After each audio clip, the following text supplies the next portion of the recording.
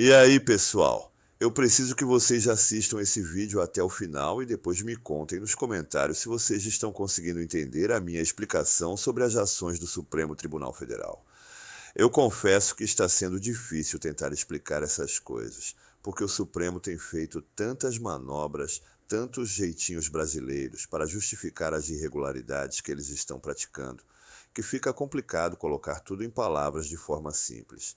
Por isso, antes de continuar, já deixa o like nesse vídeo e se prepara para comentar no final, dizendo se você entendeu ou não o que eu vou explicar. Beleza?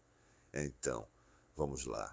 Essa semana, o Congresso Nacional decidiu agir e resolveu sustar a ação penal, aquela chamada ação do golpe. Mas o que isso significa na prática? E por que essa decisão é tão importante? Vamos entender o que realmente está acontecendo. Primeiro, vamos contextualizar. Essa ação penal envolve Jair Bolsonaro, alguns ex-integrantes do governo e o deputado federal Ramagem. Mas a pergunta é: por que o Ramagem está nesse processo? A resposta é simples: estratégia.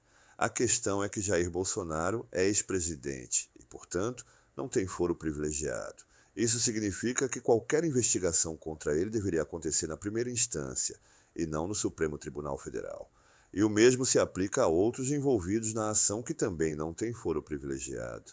Mas aí o Supremo Tribunal Federal decidiu dar aquele famoso jeitinho brasileiro para manter o processo em suas mãos. Como eles fizeram isso? Simples, incluíram o deputado federal Ramagem na investigação. E por que isso é relevante? Porque Ramagem, como deputado em exercício, tem foro privilegiado. E se ele está no processo, a ação inteira fica no Supremo. Entendeu a jogada? Ou seja, o STF colocou Ramagem como uma peça estratégica no processo para justificar a permanência do caso sob sua jurisdição. Assim, o tribunal pode dizer que está investigando um deputado federal com foro privilegiado e, por isso, todos os outros envolvidos, inclusive Bolsonaro, ficam ali também sob a mesma investigação. Só que agora a Câmara dos Deputados resolveu agir. E aqui vem o ponto importante. A Constituição é clara. Ela diz que para investigar um deputado no exercício da função é preciso autorização da Câmara. E mais do que isso, a Câmara tem o poder de sustar a ação penal contra um parlamentar. E foi exatamente isso que aconteceu.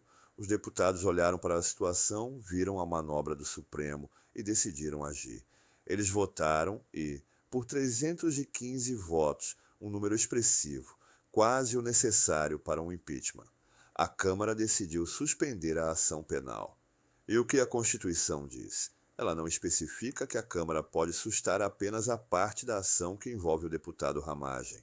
A Constituição usa o termo ação penal, ou seja, a ação como um todo. Então, se Ramagem está na ação e a Câmara decidiu sustar a ação penal, todos os envolvidos, inclusive Jair Bolsonaro, também ficam automaticamente incluídos nessa decisão. E isso inclui qualquer outro nome que esteja nessa investigação, já que o foco foi suspender a ação inteira e não apenas um personagem específico. Agora, como era esperado, o Supremo Tribunal Federal não gostou nada disso. Eles convocaram uma sessão virtual às pressas para analisar essa decisão da Câmara. E a gente já sabe como vai ser o resultado, né? Vão dizer que a decisão da Câmara é inconstitucional. E é aqui que a coisa complica. O STF está agora numa encruzilhada. Eles vão ter que enfrentar um Congresso que decidiu agir com base no texto literal da Constituição.